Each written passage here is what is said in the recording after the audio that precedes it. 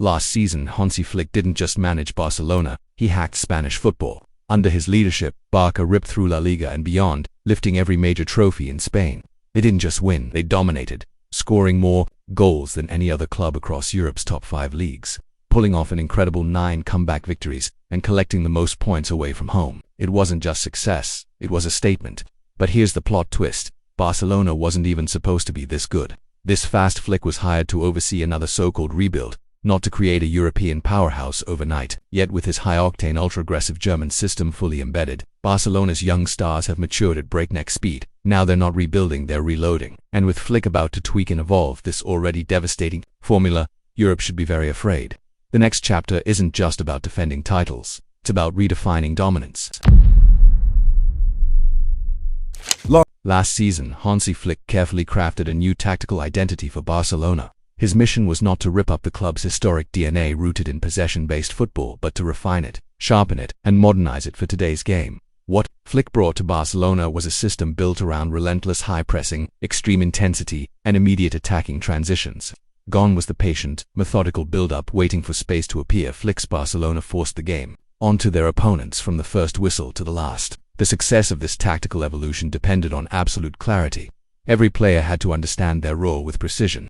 Yamal, for example, was tasked with hugging the touchline to stretch defenses wide before drifting inside to create danger. Rafinha's role shifted, becoming almost a second striker beside Robert Lewandowski, giving Barcelona more numbers and aggression in the box. In midfield, whether it was Pedri Casado, Frenkie de Jong or Elmo, the instructions were clear: control the center, dictate tempo, and overwhelm opponents through superiority in numbers and technical quality. Defensively, the centre-backs were drilled to maintain a high defensive line and execute a near-perfect offside trap.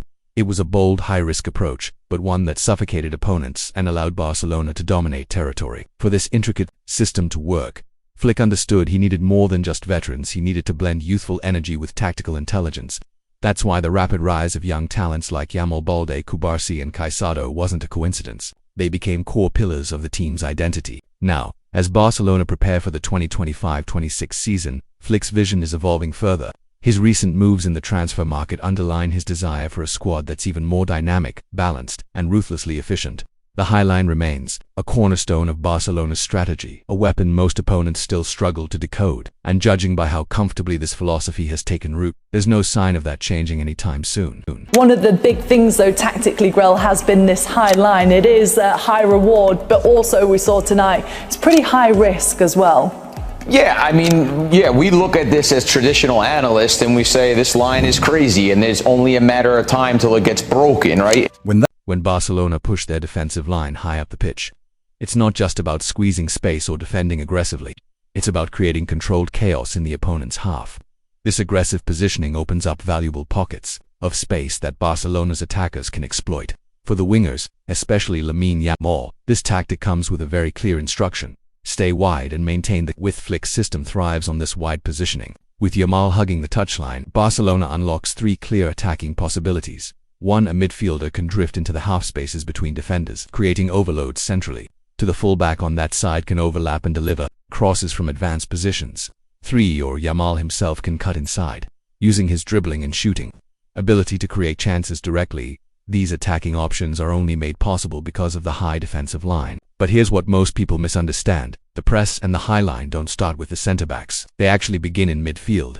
Players like Pedri, Rafinha, when used centrally, and Fermín López are the first pressing triggers. Their job is to aggressively press the opponent's centre-backs or deep midfielders as soon as the ball enters those zones.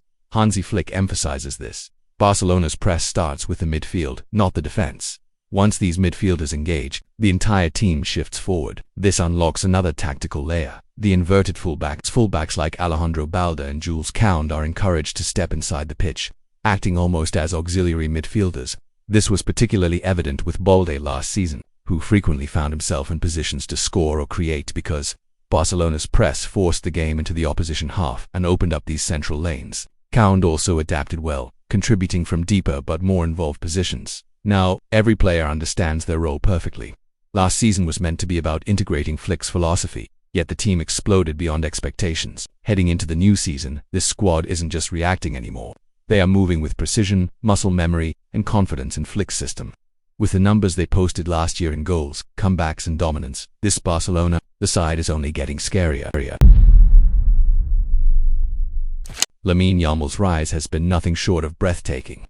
At just 17 years old, he's already entered the conversation for the Ballon d'Or, something almost unheard of at his age. But it's not hype, it's hard evidence.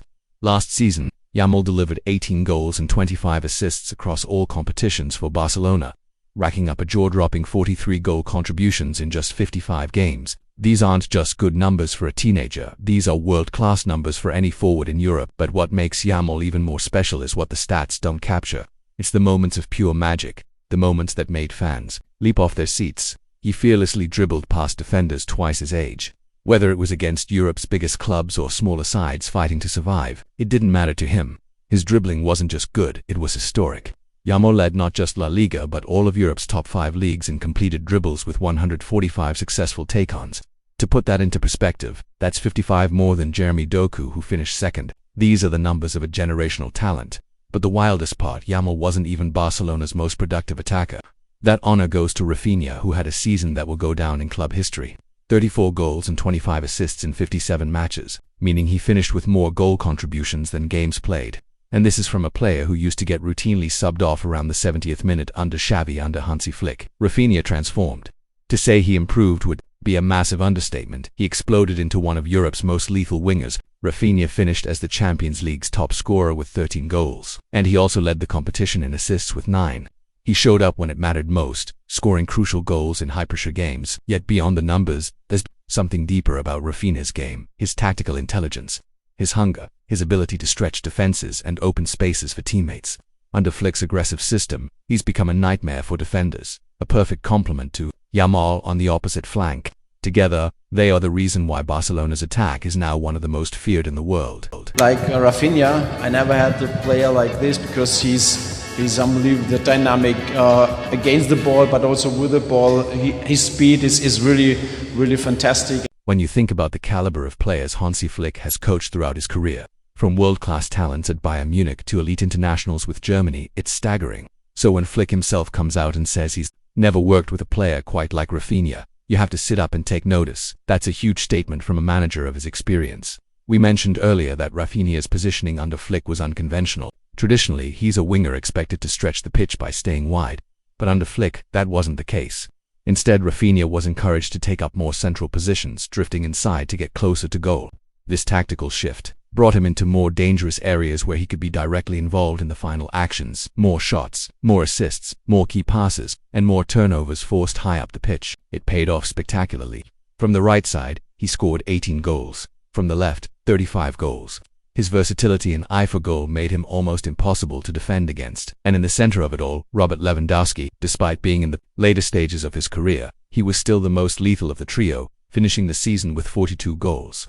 Together, this front three formed one of the most devastating attacking units in Europe, lending experience, youth, and tactical intelligence. Dropping deeper into midfield, the level of quality doesn't drop off. Frenkie de Jong, for example, has been crucial in Flick's system. Operating as a roaming playmaker, Frenkie averaged over 86 passes per 90 minutes with a staggering pass completion rate of 94%. His role has been to dictate the tempo, link defense to attack, and ensure Barcelona dominate possession, something he's excelled at under Flick. But the heartbeat of the midfield, that title belongs to Pedri, the little magician. Describing Pedri's influence last season feels almost impossible because no statistic can fully capture his genius. Yet the stats are still among all La Liga midfielders. Pedri ranked first in touches, key passes, expected assists, progressive passes, successful dribbles, progressive actions, and more. In short, he did it all. He was the creative engine, the connector, the technician, who pulled the strings and brought Barcelona's football to life. And Flick's system relies on clear roles. Fermin Lopez, for instance, when given opportunities, provided crucial vertical movement in those late runs into the box that stretch defenses and create chaos. It's this level of tactical clarity that has made Barcelona's midfield so dominant. Even in defense, Barcelona has been transformed. Kubasi was a revelation. Among La Liga's centre-backs, he ranked first in touches, passes completed, and pass completion rate. Pairing him with Inigo Martinez gave Barcelona a backline capable of calmly building attacks from deep, comfortable with the ball, and defensively solid. But the improvements didn't stop there. Barcelona also addressed a long-standing issue at the back, the goalkeeper. That's where Garcia came in. In the 2024-25 season, He finished as the goalkeeper with the most saves in the league, yet he's not just a shot. He's also comfortable with the ball at his feet, giving Barcelona a reliable option to build from the back while still making crucial saves when needed. All these pieces, and potentially more, form a Barcelona squad entering the new season, even hungrier and better equipped than the last. With players fully adapted to Flick's philosophy, this team is no longer just building, they are ready to challenge for everything. Barcelona played 60 games last season, scoring an astonishing 174 goals, the highest tally in Europe's top 5 leagues. To put that into perspective, they finished 27 goals ahead of second-placed PSG. But this wasn't just an impressive attacking output, it was historic. That figure represents the third highest goal total in Barcelona's long and storied history. This wasn't a fluke or a hot streak. It was the product of a clear, ruthless attacking philosophy. Across all competitions, they fired 414 shots, showing the relentless nature of their offense. This was a team that didn't let up, constantly searching for goals from every area of the pitch. What made this even more remarkable was the blend of youth and experience that Hansi Flick successfully balanced. Despite their dominance, Barcelona fielded the youngest squad in La Liga with an average age of just 24 years old. This was not a group of seasoned veterans grinding out results. It was a vibrant, energetic team redefining how modern attacking football should look. A crucial factor in this success was their pressing style. Barcelona became masters at winning the ball back almost immediately after losing it, topping the league in pressing sequences. The philosophy was simple: recover possession fast and launch straight into attack. This wasn't just chaos, it was a carefully coordinated system from front to back. The front three led the press aggressively, forcing opponents into mistakes high up the pitch. Meanwhile, the midfielders pressed directly onto opposition centre-backs, helping Barcelona stay compact and dominant in the opposition half. Even the fullbacks played a tactical role, often inverting into central areas to overload the midfield and force opponents into congested zones where Barcelona thrived. Take Rafinha, for example. His tireless pressing forced opposing fullbacks inside, right into Barcelona's traps. This wasn't random. It was systematic domination of space, energy, and positioning. But another hallmark of Flick's Barcelona was the freedom on the wings. Throughout the season, Rafinha and Yamal regularly switched flanks mid-game depending on the flow of play. This flexibility kept defenses guessing, as fullbacks had to adapt to different profiles of wingers. When Yamal found himself isolated on the right, the goal was clear: exploit his one-on-one brilliance, where he is nearly impossible to contain. Despite the fluidity, everything operated within a structured system. Call it structured chaos, a balance between freedom of movement and tactical discipline, all geared toward maximizing chances. One of the main reasons Barcelona created so many opportunities was their hunger to win the ball back instantly. This wasn't a team content to sit back and regroup. They hunted possession relentlessly. A perfect example: that Champions League group stage goal against Bayern Munich. Barcelona won the ball deep in their own half, and within 10 seconds, Yamal had set up Rafinha for a clinical finish. That moment encapsulates the entire philosophy: transition quickly, attack decisively. Under Hansi Flick, Barcelona's evolution, it is clear, they've moved beyond the old model of possession for possession's sake. Now it's about efficiency, aggression, and maximizing every attacking opportunity. And with this mindset, Barcelona aren't just getting better, they're evolving into something even more dangerous.